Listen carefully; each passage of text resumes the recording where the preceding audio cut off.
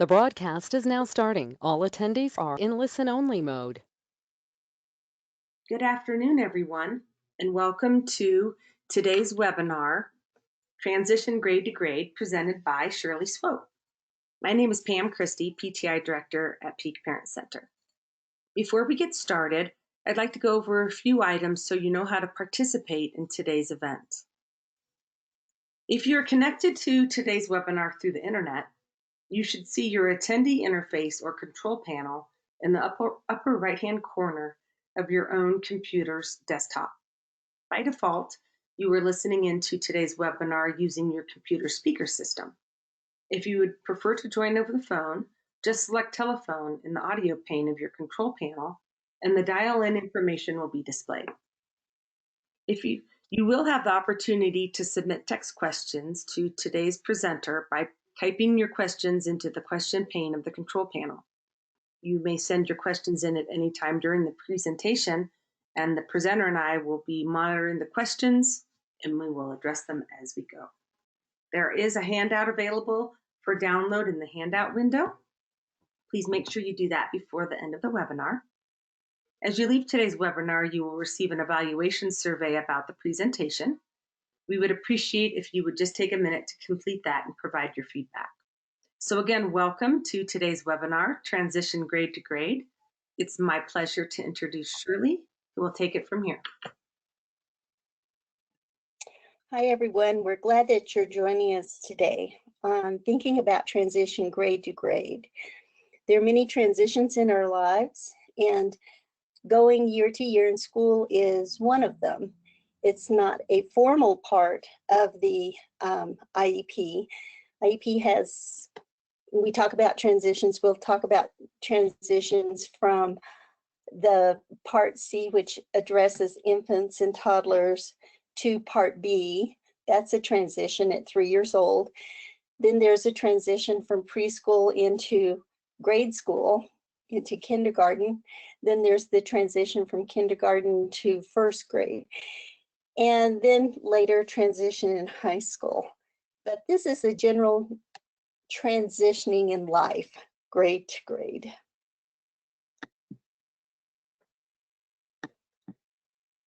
And so what we'll be looking at today are just that, transitions and tips for parents and tips for students. So when we talk about transitions, we need to think of it as a process, because it truly is a process. It's not just an event, it's a process. And all of us now are in a transition from regular brick and mortar schools to homeschool, and not of our choosing, and hopefully this will end soon, but that too is a transition when we're changing our learning environment.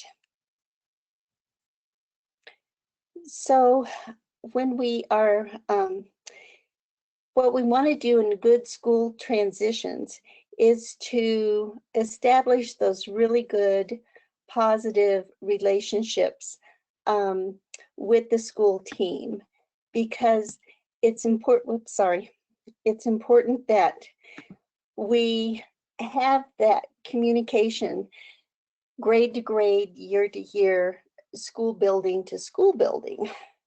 And so it is, the IEP document is a document, but the IEP process is that learning and working as a team to make this schooling year to year something that's smooth and easy for parents to navigate, along with helping the child navigate it.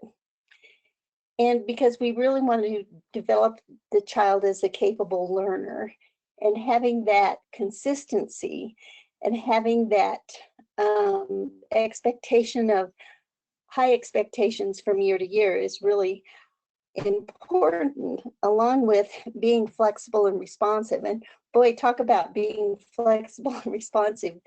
This year, it's like a requirement.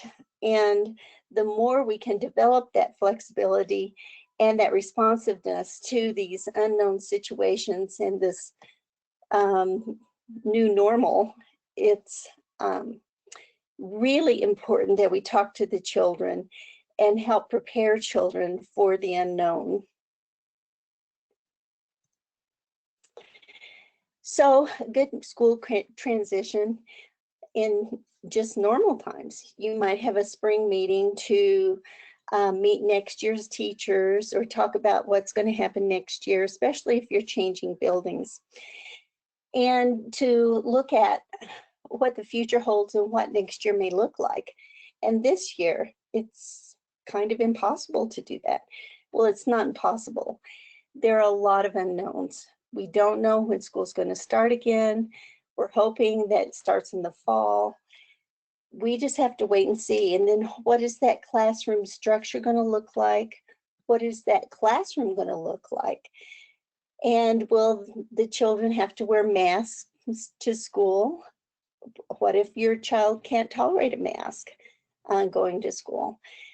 And, you know, how are we going to figure out what the districts are doing? This year, especially, you need to be on your school district's website and you need to be kind of keeping track of any developments or plans or meetings that they're having to talk about the next school year and what's going to happen next year.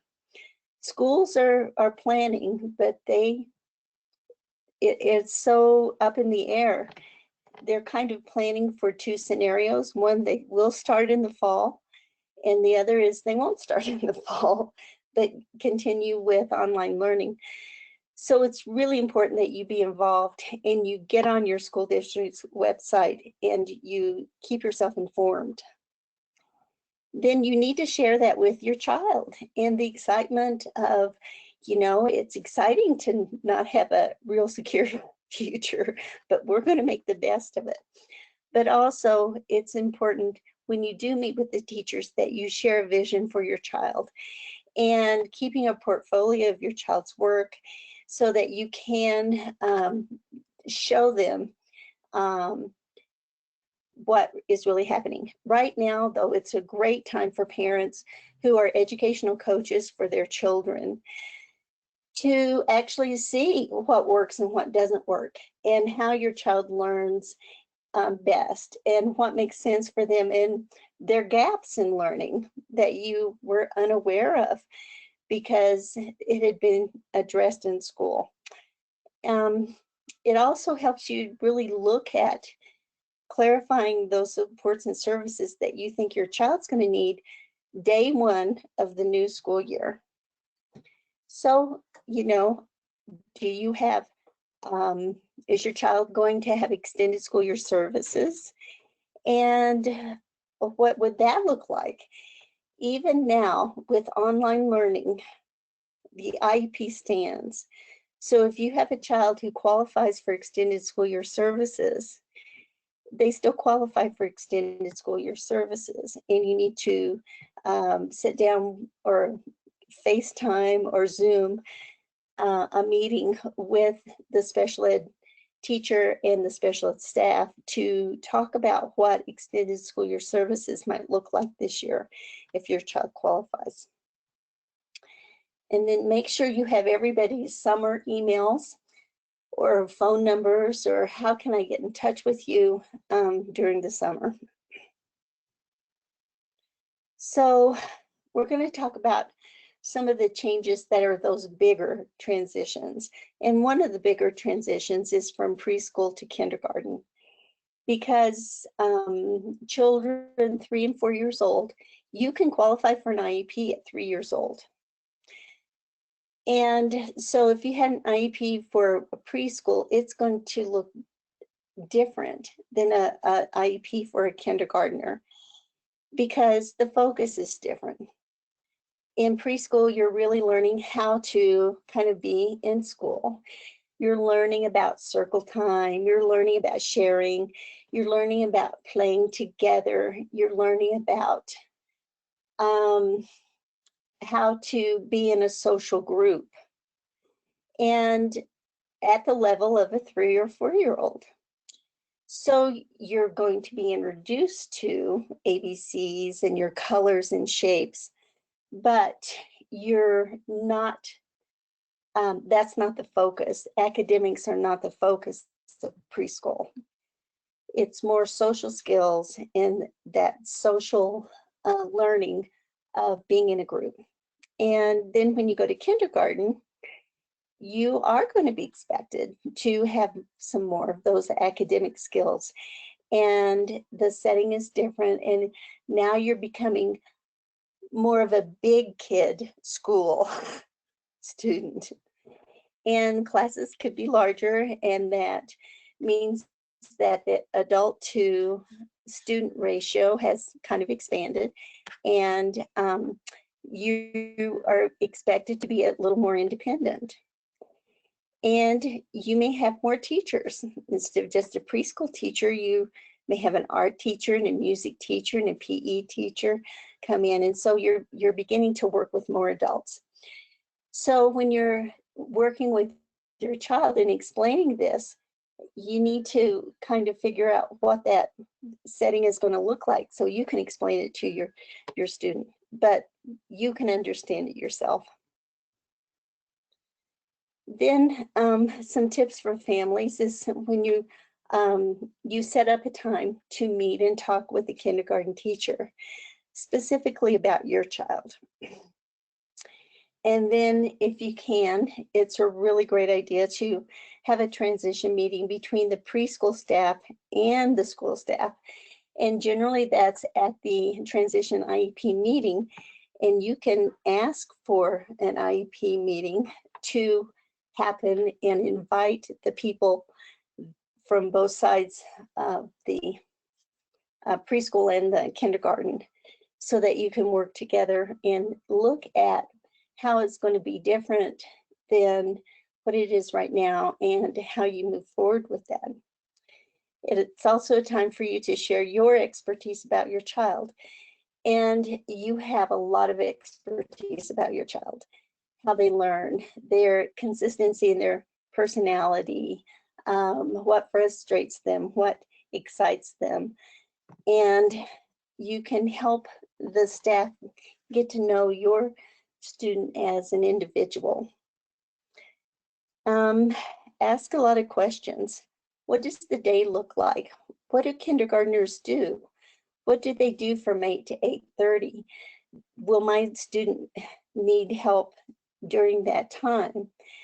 What do they do from 8:30 to 9? Will my student need help during that time?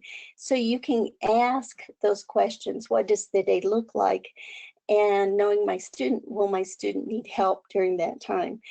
You need to know that so that when it comes to supports and services, you have an idea of what's going to work and what your child needs, basically. And then be sure and participate in all the kindergarten orientation and the activities and visiting the school and registration, because your student is a student, general education student first. They're a general education student who requires supports and services through the Individualized Education Program, or IEP. We always want to remember that your student is a student, a general education student first. They may need extra support, but they're a general education student first. And to help your child kind of grow into this new role, too, you need to practice making choices. You know, what to do at center time when they go around the room and to play, or what clothes to wear, helping them get excited and learn to express their opinion. Expressing your opinion is making choices. And that's a great way to start that self-advocacy for your student. What do you want to wear? What color do you like? You know, do you have a little girl who will only wear pink and purple and shiny sparkles? Well, that's, you know, a choice. So you help them make choices and help them share what their opinion is. then, give them some choice, explore possibilities, and trying new things, encourage them to kind of spread their wings and try new things, try new foods, try new activities so that they can be comfortable in this world where they're going to be exposed to more choice. Then when are you ready to move to first grade after kindergarten? And kindergarten is really introducing those academics. It's that very structured, I'm telling you what you need to know, I'm helping you learn. Now we're moving into first grade. In first grade, you're just a regular elementary school student. So now we have or hopefully we will still have full-time. Kindergarten is an option for parents that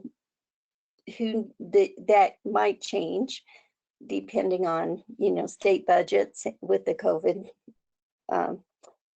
pandemic. We'll see what happens, but right now in Colorado, parents can have full day kindergarten. And so kindergarten was half day, and for some students it still can be half day if that better suits the student, but that would be something that your IEP team would talk about. But right now it's going to be full day. For a lot of kids though, going to first grade was the first time they went to school full day. But it is more academically focused than kindergarten. And you are interacting with other older students, those second graders and third graders in the lunchroom, on the school bus, at recess. So they're going to be exposed to children who are older than they are, and they're going to learn from that. So that it changes to the attitude, sort of changes from learner-centered, such as preschool and kindergarten, to teacher-centered classroom. Now we're going to do reading. All of us get our reading books out. Now we're going to do math. All of us get our math books out. So there's that they have to be more group-oriented and not so self-oriented as they get older. So for families, it's great if you can look at a first grade classroom, go in and see what they're doing, and ask about, how do you select a teacher? Whose job is it to assign teachers? It's the principal's job to assign that student and teacher combination. And parents can request a teacher. They cannot demand a teacher, and that request can be denied. But you can state your opinion. I think Mrs. Smith would be a great fit for my child because of her teaching style. And when we observed, she was real hands-on. She seemed real caring and observant of how each student learned, or something like that. The principal may go, thank you for your observations and thank you for your opinion. However, Mrs. Jones is going to be the teacher for your child. And they they just don't pick them out of the hat. They really try to kind of match teachers and students, but they need to make it pretty fair and pretty even within the school setting. And so principals are going to look at the different needs that students have, which students have IEPs.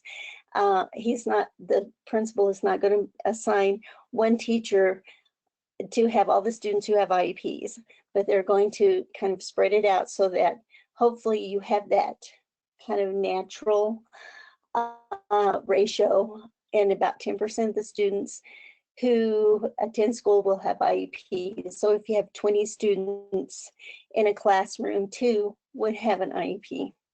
So they don't want to overload a teacher with students who have IEPs, but they want that nice mix. They don't want all boys in one classroom or all girls in one classroom unless you're in that kind of school. So there are a lot of things that go into that teacher selection. Your opinion can be um, one of the factors in that selection, although it may not be honored. So they also consider too, and you can express, Joey is a really good friend to, Bobby, and he really helped him out last year, and it would be a great, security for Bobby to know that Joey was in his classroom. That's a consideration too. But whoever your teacher is, give them a chance and take a photo of the new teacher in the new classroom, if you can, at the beginning of the summer, so that can be on your refrigerator all summer, and you can talk about how exciting it's going to be to go to the new classroom.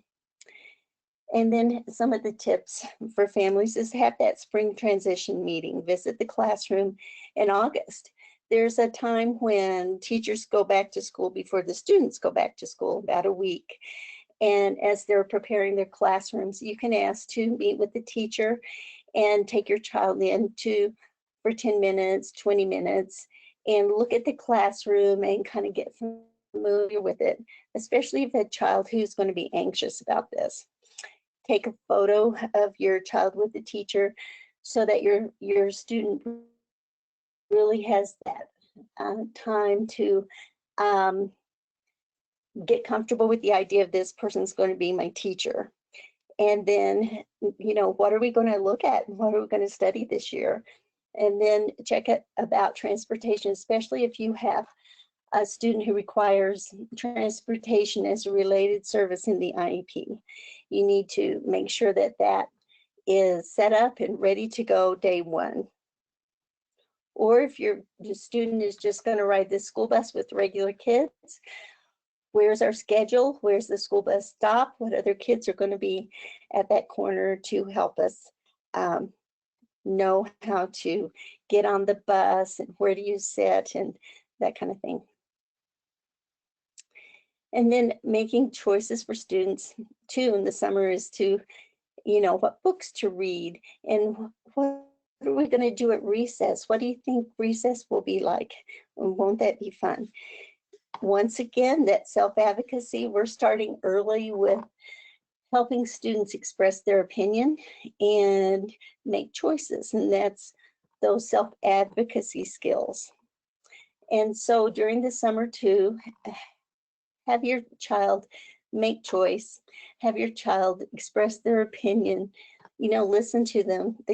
Some things you still have to do, even though you don't like it, you still have to do it. Do you want to do it now or later? And first we do this test that you don't like so much, then we can do this that you really want to do and like. So helping them kind of regulate those. There are things you still have to do, whether you like it or not, but thank you for sharing your opinion, basically. Explore the new possibilities, get to know those new teachers, and where can we go in the community that is age appropriate, that other first graders are going to go there, other second graders are going to go there. And then moving on up through the elementary grades, in elementary, we're learning how to read. First, second, and third grade.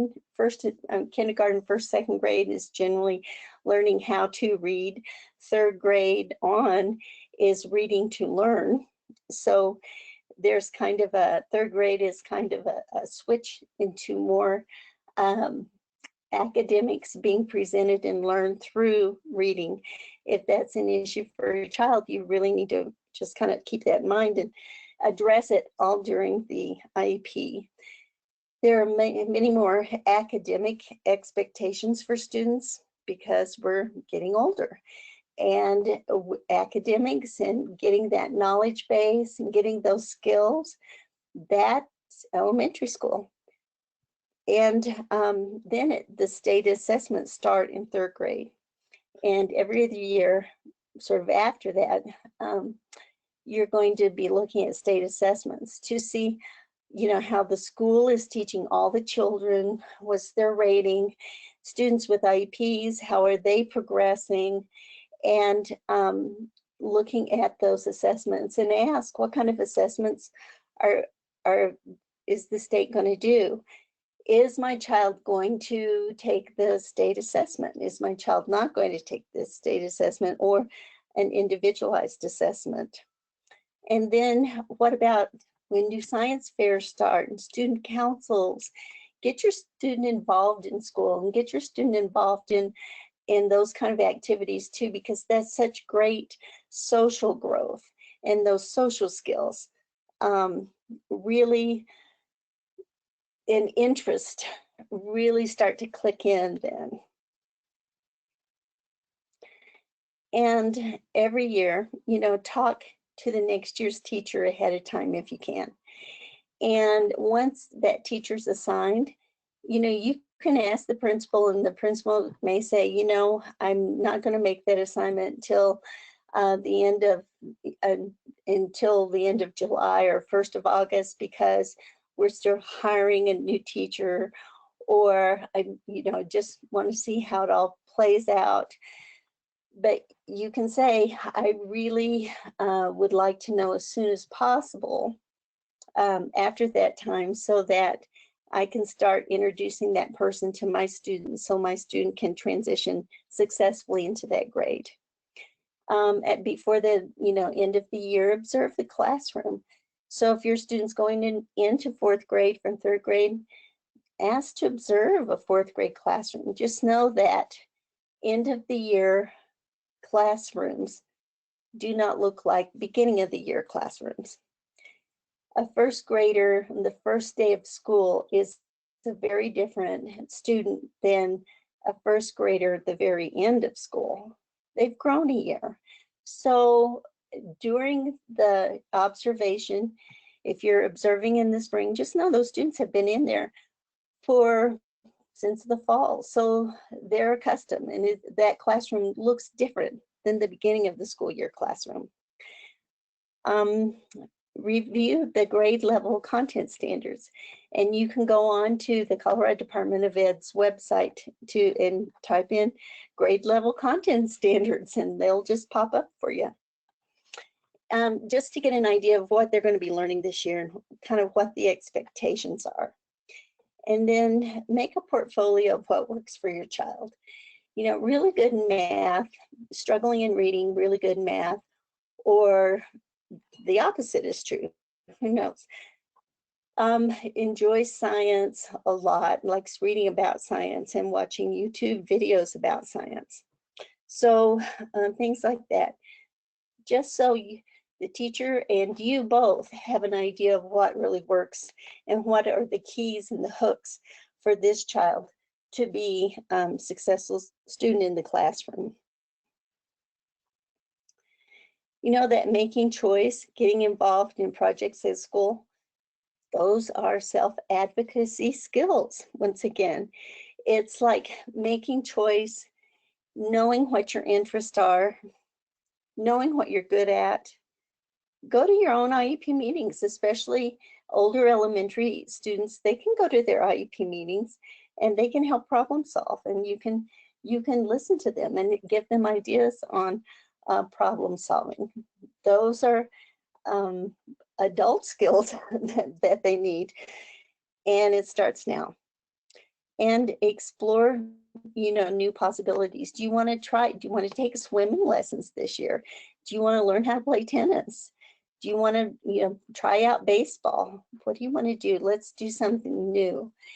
And the more opportunities that you present your students with, the more they'll know whether they like it or not. They may hate baseball, but really like swimming. You don't know until you try. And if you don't have the opportunity to try, then how do you know you like it or you don't like it? It's like trying new foods. 1 bite, 2 bites.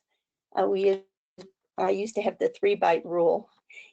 Take 3 bites And then if you don't like it, then you don't have to eat it. But you don't know if you like it or not until you try. And so let's try with an open mind. Then the scary move. This is the scariest transition for parents and students, going from elementary to middle school. And it's pretty universal that this is a scary transition. I think more so for parents than for the kids, but it's that realization that your young person, your elementary little kid is on the brink of becoming a teenager. And teenagehood means growing up. And so it's a little scary. And it's scary that they're going to be in with those teenagers, those eighth graders, that it really is not that bad. Most of the kids are really good kids. And just like your kid's going to be a really good kid when they become an eighth grader, they're going to come into contact with kids who are really good kids who are eighth graders too. It's a whole big change because middle school, they're treating them more independently. They're expecting them to manage themselves a bit more than they were expected in elementary school, and their workload's going to increase. And so now you're going from your classroom teacher who teaches all your academics to you have an English teacher, you have a math teacher, you have a science teacher, you have a PE teacher, music teacher, art teacher, social studies teacher. So you're encountering a whole bunch of different adults. The student is encountering all these adults, but the parents are too. So how does the IEP work in middle school? Well, when you have those team members and parents are the number one on the team, it says not less than one special ed teacher, not less than one general ed teacher. When you have more than one general ed teacher, how do they address that?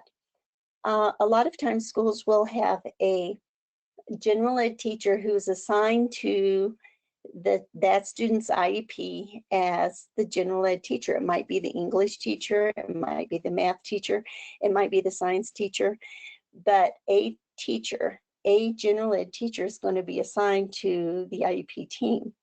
That general ed teacher is expected to relay the information back to the team, the sixth grade, the sixth grade academic team, to relay the information back along with the special ed teacher who is assigned to that student. So your school structure has changed. And that's just important to realize how this is going to work.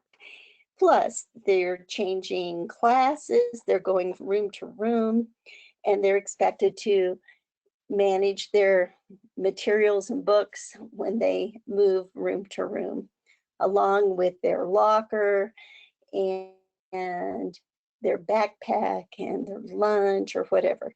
So, and the structure of the day has changed. So very often you have increased workload because now you may have homework in every subject every night, hopefully not, or, Monday is math, Tuesday is reading, Wednesday is social studies, could be something like that. So ask about that workload increase. What is that going to look like? Plus know that they are starting over. They are the little kids in the school, at the middle school, and they can feel a lot of pressure, but they sometimes feel pressure from the parent also.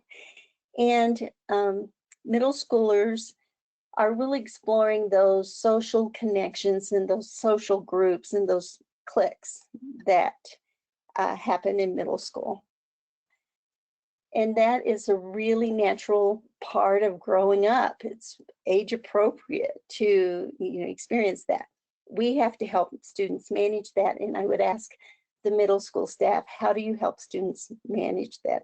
I have such respect and regard for middle school teachers because they are taking these elementary students and showing them the ropes and helping them navigate this whole new world of teenagers and growing up and becoming less dependent on parents and more dependent on peer pressure happens around this time. So you really want to address what does that look like and what do you do and how do I as a parent address that too? And so there are a lot of changes that happen from elementary to middle school. And it is a scary time for parents, especially this year when schools ended so abruptly and you didn't have those final, camping trips and you didn't have those tours at the middle school. How is your district going to handle that? Talk to your district, talk to your special ed teacher, talk to the principal of or vice principal of the new middle school and say, how are you transitioning sixth graders into middle school this year? It could be that they're going to have a couple of days or a day when just the sixth graders are in school before the rest of the kids come. A lot of middle schools do that anyway. Are they going to do that? Are they going to have like a week or 5 days that sixth graders come before the rest of the kids come, just so the sixth graders can get really comfortable with their routine and be familiar with the school building and where everything is? What is it going to look like? This year, it's going to be really important that parents communicate with the new school, like starting now. How can we make this transition work? And then there's going to be another thing too, is that you have schools, elementary schools, sending, students to the same middle school. So there's going to be a lot of new kids there. Everybody's going to be new. And it's a little overwhelming, a little scary. When my son, oldest son, and first to make this transition, has a hearing loss. And I was really worried that he was going to be bullied at school. I was one of those parents that had, high anxiety about him going to middle school. And the principal just said, we've done this before, basically, and, trust us that we're going to help them make that transition. And is he bullied now? And I said, no, he has friends. And he said, well, then he probably won't be bullied at middle school. But if he is, he'll be bullied in the hallway when all the lockers are banging and it's noisy. He won't hear them and he'll ignore it. And that's what you're supposed to do anyway. I always remember that. It alleviated my anxiety about a little bit, but I was still pretty anxious about him going to school and merging with another school. We were in a small district and it was fine, but it was really scary for me. And I think I made him more anxious than he would have been if I hadn't have been so anxious about it myself. But you have these other things too. All of a sudden you're changing out of your clothes at school for gym class. That's a big change right there. And, you want to go to all those welcoming activities, get on school committees, get on the parent council, get on those, when they need volunteers, volunteer for it, volunteer for the school dance, volunteer for what they have going on so that you can see the culture of the school. You can have that experience and the school can get to know you. The more you're concerned about other students too, the more they're going to respect your opinion about your child. So when you have knowledge of what's really going on in school, then it makes it easier to have the conversation.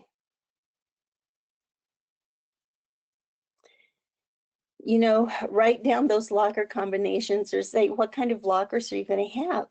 And some kids carry a key. If you have a key, get multiple keys, give one to the secretary at school. You keep one, have one for your student.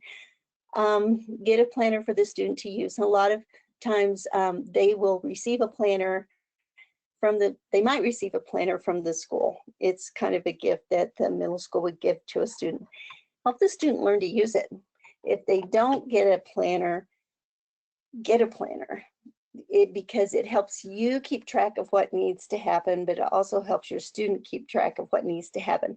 Your student is learning. This is a skill that they're learning. They don't know how to use a planner. They don't know how to write things down that are important. They are learning to use a planner, and you're one of the main teachers for that. And then try, think about your schedule and, talk about, oh, you're going to have math first thing in the morning. Oh, it's 9 o'clock right now. Oh, 9 to, 9:45. Okay, that's how long your math class is going to be, or something like that. And talk about this new routine and how it's different than elementary school. And then try to reconnect with friends that you haven't seen much during the school year and during the summer, and know that all students, all sixth graders, are really nervous the first day of school. It's not just you. All sixth grade parents, especially first timers, are nervous the first day of school. It's not just you.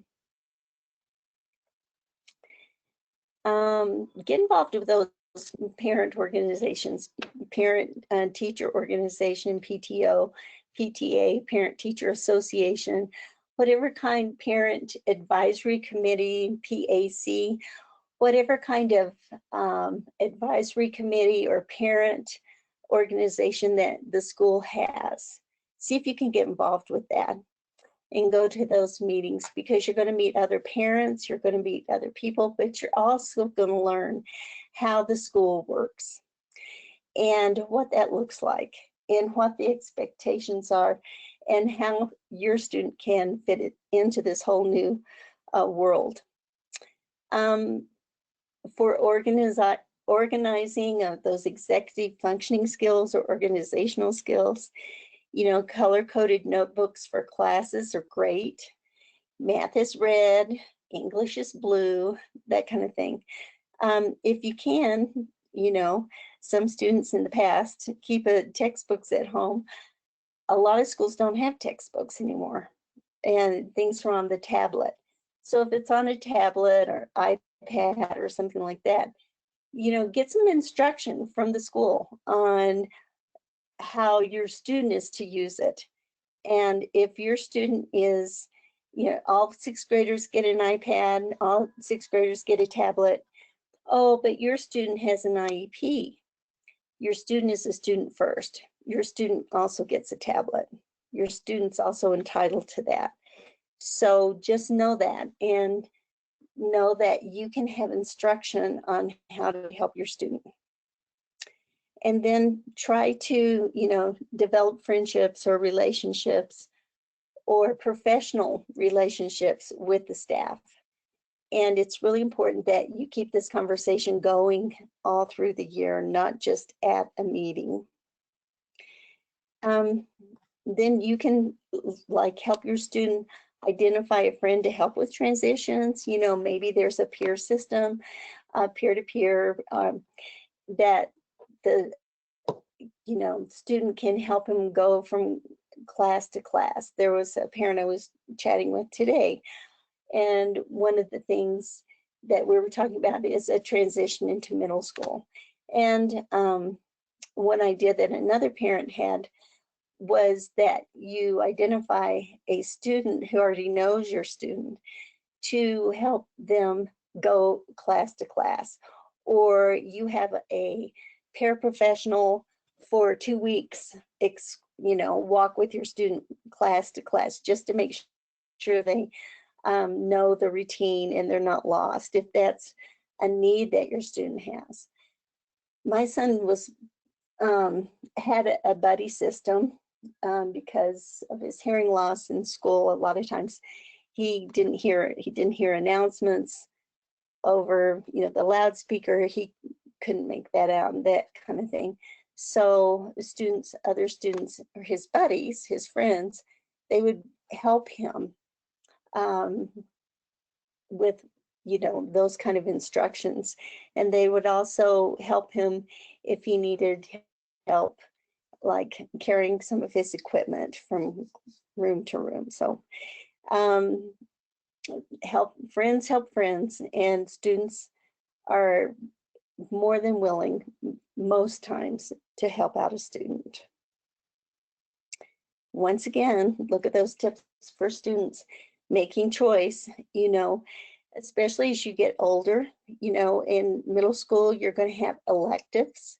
You get to have a class that you get to try out. It might be wood shop, it might be art, it might be something like that. So help your student try something new.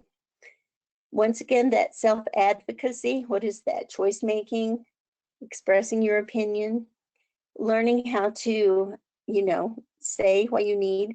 We expect students to advocate for themselves, but sometimes middle schoolers or young teenagers will make it more of a demand or sarcastic. And you go, watch your tone with me, young man. Well, no, he was just advocating for himself. He just didn't know how to do it. So helping them learn tone, helping them learn how to ask or make a statement to an adult is really important. And practicing that. Once again, explore possibilities, discuss your future, start talking about what do you think you want to do when you grow up? What's out there. We get a lot of pro basketball players and movie stars and pop singers. I want to do that. That's fine. Somebody's got to do it. Why not? And that's the start of a dream. So don't, say, oh, you can never do that. But say, oh, that's interesting. So you like that. That's interesting to you. Because a lot of times it's just interesting. I like it. It makes me feel good to listen to that music. I think music is really fun.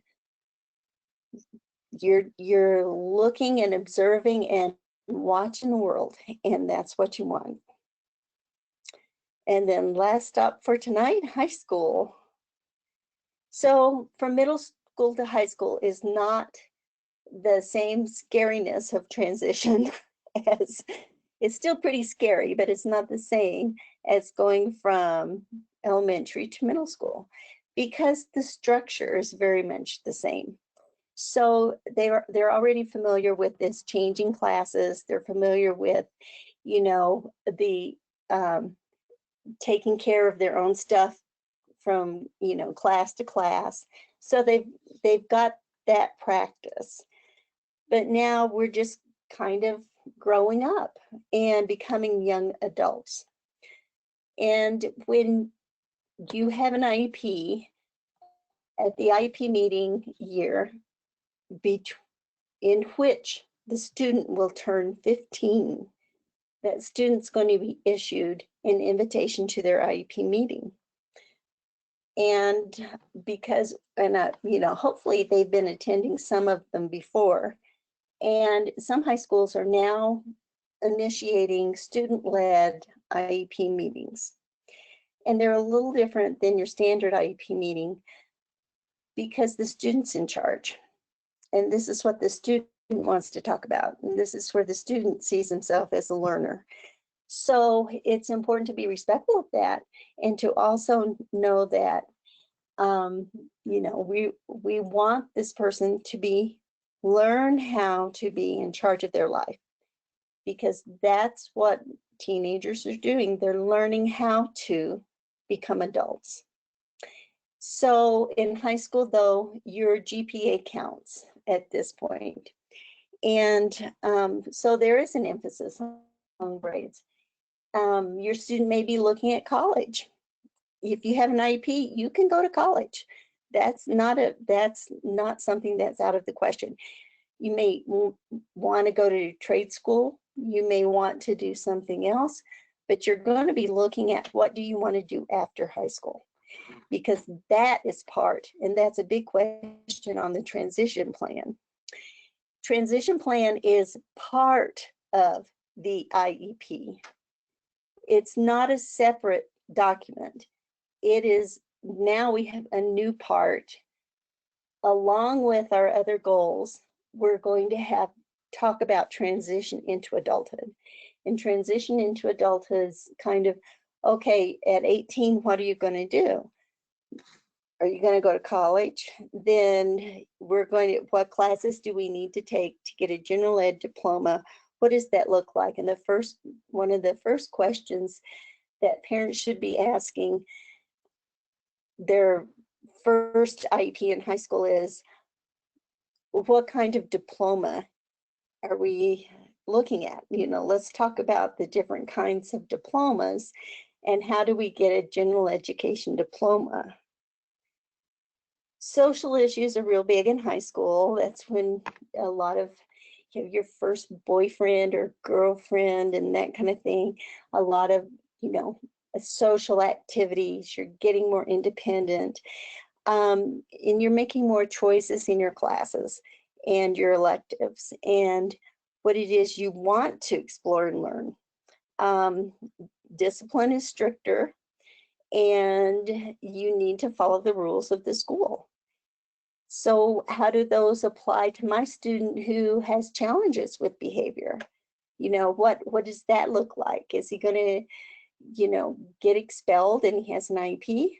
What does that look like? And the answer is you can't totally expel a student who has an IEP. But you need to look at, if your student had a behavior plan before, what does that behavior plan look like now? You have more teachers, and going from elementary, who I teach students who are, I teach fourth grade students, I teach math. So the attitude is a little different. You have teachers who are more into their specialty of, I'm teaching calculus here, I'm teaching geometry, I'm teaching algebra, I'm teaching advanced literature. What do you mean you're going to be in my class and have an IEP? I only have gifted students. Well, you can be a gifted student and have an IEP. So you have more teachers, but sometimes they are not as familiar with providing accommodations because they are more into their specialty of their subject. So the conversation may be a little different. You have a larger student body and you have more extracurricular activities. Plus, students are learning how to drive. You're really thinking about adulthood as you get older. This is a time to really keep those lines of communication open with your child. And hopefully you've been helping them learn how to make choices all through the elementary and middle school years. And you want your child to make mistakes when they do it under the safety of your home. And because you learn from your mistakes. So making a mistake as a teenager is not a terrible thing. It's a learning experience. Be open to listening to your child. Help your child, talk about classes that they want to take for their, freshman year and why that might be a good idea. Be interested, enthusiastic. They're getting excited that they're going to grow up, but it gets a little scary too. And you get this kid who's like, I never want to leave home. I can't wait to leave home. So it's a real growing time, and it's a time when they're trying to be close to you and also distance themselves from you because it is a time of natural separation. And then decide on school transportation. Sometimes all of a sudden the school bus is not cool. I want to ride to school with my friends, or I want you to take me, or something like that. And it just may not be practical.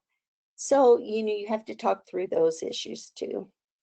What do you mean you won't buy me a car? Yeah, I gave each of my children a brand new car on their 16th birthday. It was a Matchbox car, and they could take it to school and show their friends. And they did. And it was cheap. Tips for students making choice. Boy, that choice making is just an important skill for your whole life. And the more we can help them make choices, the better. Reading is a life skill.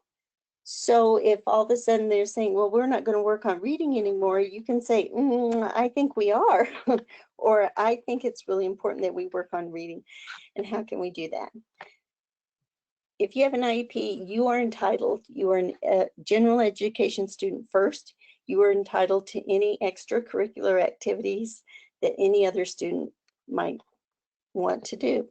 You can try out for the football team. If it's a team where they make cuts and other students try out and don't make the team, your student can try out and not make the team, or your student can try out and make the team. But it's based on the merit. It's not based on IEP. Self-advocacy, help them learn their strengths, help them in ways that they can be successful, show them when they are successful, and then help them get involved in that self-directed IEP meetings, because the more they own it, the more they will want to try. Explore possibilities for the future, your college, your jobs, your lifestyle, that person-centered point. What is it that you really want to do? And you can ask the special ed staff to help explore those opportunities. And now what? Pam, do we have any questions or any comments? We have not. We have not. Thank you, Shirley. And as soon as we are able to add captions to the webinar recording, we will post on our website. Here are some resources we wanted to share with you. You can always reach us and ask questions if you think of any after this webinar.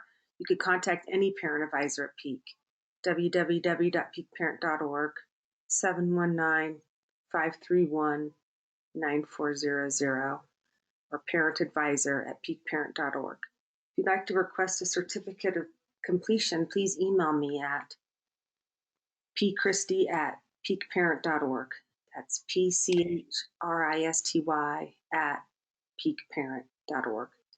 Thank you to our wonderful Dr. Shirley and to everyone. Yes? And Pam, tell about the opportunity for youth to join in the Zoom party. Yes, if you have any high school students, 16 to 21, we are hosting our second virtual party on May 13th. We have posted the invite on Facebook, but you can always email me at pchristy@peakparent.org for the invitation, or one of the parent advisors, and we'd be happy to send that along. And it's not for parents, it's just for youth. We piloted our first one on Wednesday, May 6th, and we had about 9 students, and they played A through Z scavenger hunt, and then they did charades. They had a great time, and all of them said they wanted to come back. So thank you, Shirley, for the shout out on some youth engagement activities we're doing. It's great for transitioning year to year. Yes. Next slide. Do we have any more slides? Oh, so here are a few of our other resources. We have webinars. We have parent advising in Spanish and English. We do youth trainings, like Shirley and I just mentioned. And we are going to do some youth trainings. We don't know if they'll be face-to-face or virtual this fall on voting awareness. We have regional parent connectors. We offer workshops across the state, and save the date for our statewide conference on inclusive education, February 18th and 19th, 2021. Next slide.